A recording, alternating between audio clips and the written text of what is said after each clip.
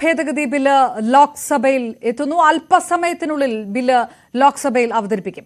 8 മണിക്കൂർ സമയമാണ് ചർച്ചയ്ക്ക് അനുവദിച്ചിട്ടുള്ളത്. ഭരണപക്ഷവും ഇന്ത്യ സഖ്യവും എംപിമാർക്ക് വിപ്പ് നൽകി. ബില്ലിനെ എതിർക്കുമെന്ന് ഇന്ത്യ സഖ്യം വ്യക്തമാക്കിയിട്ടുണ്ട്. ER രാഗേഷ് ചേരുന്നു. രാഗേഷ്, ചർച്ചയ്ക്കായി 8 മണിക്കൂർ ബില്ലിലുള്ള പ്രധാനപ്പെട്ട ഭേദഗതികൾ എന്താണ് എന്നതടക്കം പുറത്തു വരാനിരിക്കുന്ന ഒരു സാഹചര്യം. എങ്ങനെയാണ് നടപടിക്രമങ്ങൾ നടക്കുക? അപർണ, ചോദ്യോത്തരവേള ഇപ്പോൾ അവസാനിച്ചിരിക്കുന്നു. ഏതായാലും അല്പസമയത്തിനകം തന്നെ ബില്ല് ലോക്സഭയിൽ അവതരിപ്പിക്കും. പാർലമെന്ററി കാര്യ ന്യൂനപക്ഷ കാര്യമന്ത്രി കിരൺ റിജിജുവാണ് ഈ ബില്ല് വയ്ക്കുക.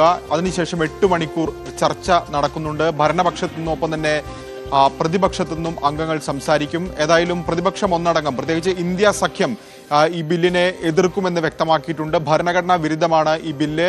അതുകൊണ്ട് തന്നെ ഏത് തരത്തിലും ഈ ബില്ലിനെ എതിർക്കുമെന്ന പ്രഖ്യാപനമാണ് ഇന്ത്യ സഖ്യത്തിന്റെ ഭാഗത്തുനിന്നുണ്ടായിട്ടുള്ളത്. രാവിലെ രാഹുൽ ഗാന്ധി കോൺഗ്രസ് എംപിമാരുമായി കൂടിക്കാഴ്ച നടത്തിയിരുന്നു. ഇതിനുശേഷവും അത്തരമൊരു പ്രതികരണമാണ് നേതാക്കളുടെ ഭാഗത്തുനിന്ന് ഉണ്ടായിട്ടുള്ളത്. അപ്പോൾ ബില്ലിനെ തുറന്നെതിർക്കാനുള്ള തീരുമാനമാണ് ഇപ്പോൾ കോൺഗ്രസ് കൈക്കൊണ്ടിരിക്കുന്നത്.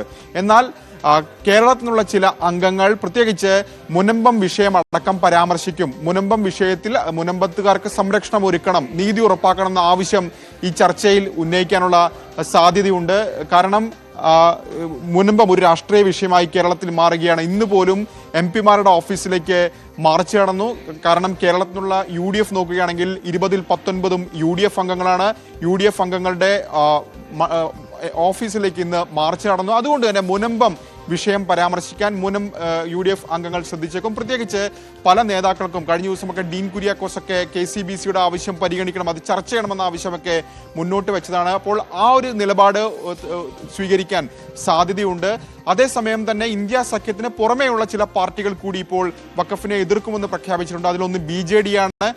കഴിഞ്ഞ കാലങ്ങളിലൊക്കെ തന്നെ BJD NDAക്ക് പ്രത്യേകിച്ച് BJPക്ക് പിന്തുണ നൽകി വന്ന പാർട്ടിയാണ്. പക്ഷേ ഒഡീഷയിലെ രാഷ്ട്രീയ സാഹചര്യം മാറിയ പശ്ചാത്തലത്തിൽ ഈ ബില്ലിനെ എതിർക്കുകയാണ് BJD. ഒപ്പം തന്നെ തെലങ്കാനയിലെ BRSും ഈ ബില്ലിനെ എതിർക്കുമെന്ന പ്രഖ്യാപനം ഇപ്പോൾ നടത്തുകയും ചെയ്തിട്ടുണ്ട്.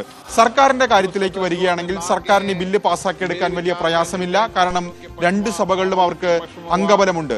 കാരണം JDയും TDPയുമാണ് ഇതിൽ ആദ്യഘട്ടത്തിൽ സമ്മർദ്ദം അവർക്ക് മേൽ ശക്തമായിരുന്നു. പ്രത്യേകിച്ച് all India personal law board അടക്കമുള്ളവർ ഈ ബില്ലിനെ അനുകൂലിക്കണമെന്ന ആവശ്യം അവരോട് മുന്നോട്ട് വെച്ചിരുന്നു. राज्यसभा द्वारा किए गए संशोधन संख्या 1 और 2 को स्वीकृत किया जाए.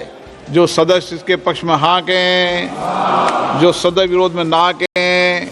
मेरे विचार में निर्णय हाँ वालों के पक्ष में संशोधन स्वीकृत हुआ. मंत्री जी अब प्रस्ताव करें कि लोकसभा द्वारा यथापारित विधेयक में राज्यसभा द्वारा किए गए संशोधन से सभा सहमत है. महोदय, मैं प्रस्ताव करता हूं कि राज्यसभा द्वारा विधेयक में किए गए संशोधनों पर सहमति दी जाए.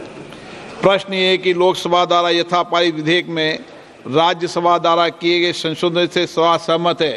जो सदस्य इसके पक्ष में हाँ कहें, जो सदस्य विरोध में ना कहें. मेरे विचार में निर्णय हाँ वालों के पक्ष में हुआ.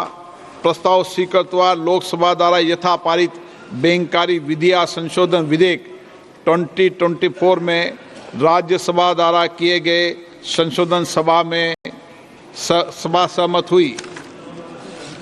आइटम नंबर 12 और 13 को एक साथ सभा में लिया जा रहा है. वक्फ संशोधन विधेयक 2025 संयुक्त समिति द्वारा यथा प्रतिवेदित और मुसलमान वक्फ निरसन विधेयक 2024. माननीय मंत्री किरण रिजिजू जी.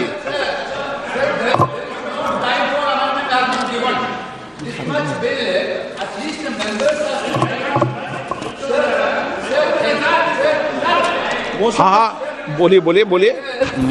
This type of bill, when you are bringing into the house, at least the members has to have the power to give amendments. Yesterday, what happened, sir?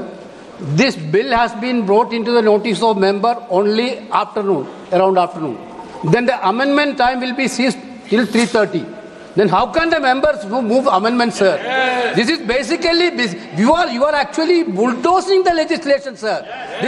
This type of legislation bulldozing is not happened in this house, sir. Sir, members has to go. Why that, sir? You need to give time for amendment, sir. Sir, there are several provisions to be given amendment. There is no time at all. Okay, आप सुनिए, आप बैठिए, एक विषय मैं दे दूं। माननीय सदस्यगण, मैंने सभी जो गैर सरकारी माननीय सदस्यों के जो भी संशोधन प्रस्ताव थे वह और सरकारी संशोधन प्रस्ताव दोनों को बराबर का समय दिया है। मैंने ऐसा नहीं किया कि आपके मैंने सबको, मैंने जितना भी समय गैर सरकारी संशोधन को दिया है उतना ही समय सरकारी संशोधनों को दिया है। मैंने दोनों में कोई अंतर नहीं किया गया है। मंत्री जी को